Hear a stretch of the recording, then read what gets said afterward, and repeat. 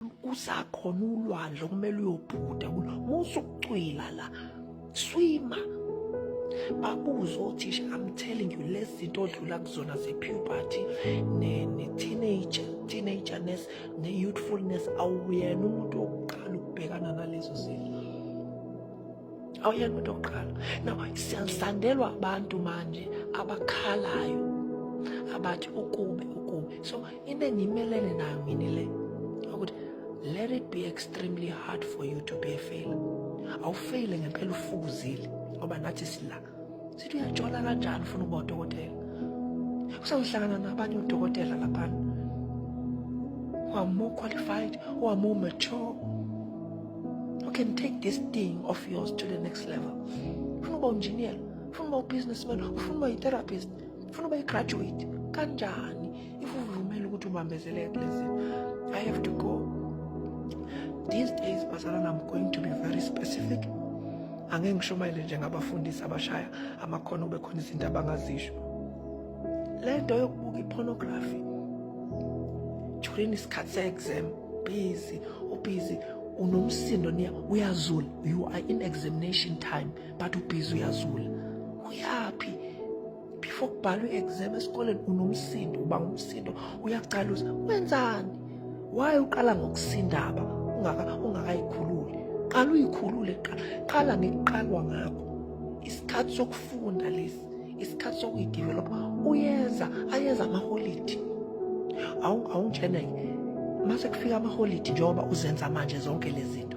Uzokwenza ngamaholidi. Izoqhamuka intokozo yakho, i-dignity izoqhamuka. What are you going to be glad ukuthi yazi ngiyimiselile ngesikhathi sokuyimisela? Sekuyisikhathi sokuthi ngidlale-ke manje. Sekuyisikhathi sokuthi ngibe umuntu omusha.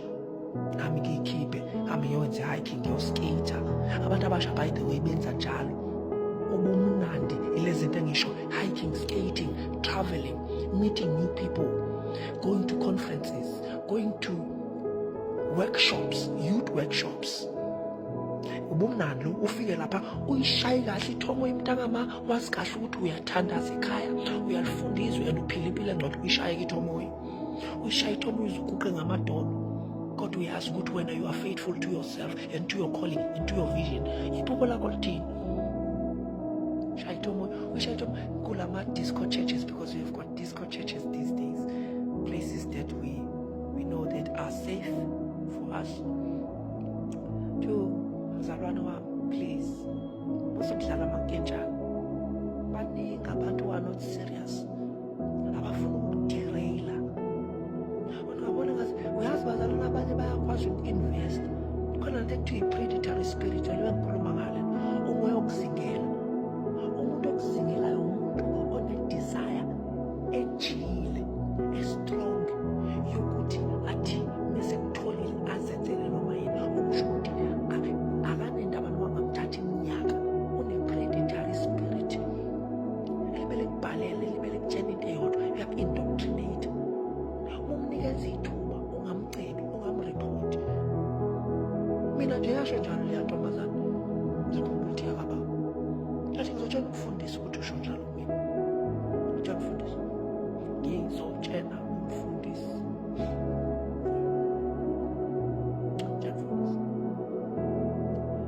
Ngaphinda ngabuyela kuyona. Because ngizotshela baba. And then ngizosenkingeni. So, protect iphupho lakho. Defend. Futhi lokho uyazi angeke bakuzonda abafana ngokuprotect iphupho lakho. Uyazi la ile kuhlonipha ngempela umfana nentombazane, ile kuhlonipha ngempela. Now that's my kind of a person. Because abantu bayakhuluma behind your back, angikho lapho, ngila izifundo zakho mntakama. Ukhuliswa ugogo, uyazi ukuthi ugogo angashona noma nini. Le passion le othambasa ngayo uzokwenza njani? Ugogo uyathandaza, umndeni wakho nawo ukulindile, ubhekiwe. And futhi ayikho into enzima e-high school. Into enzima ile ngenkathi ufaka ikhofi, kube kufakwa amanzi ngapha, uvale wona lo mpompo wamanzi, uvulele lo wekhofi, kugcwale ikhofi. But uma seligcwele uyakwazi futhi ukuvala wekhofi. manje liyaphuma ikhofi kube clear uqala understand izinto. Time will tell. Otherwise I have to go. uNkulunkulu akanibusise. Please don't waste the opportunity. We want you to be a very successful boy, a very successful girl. Ube neimoto zakho nomuzi wakho, ubani wathi uba nomuzi masushadile, ube nakho.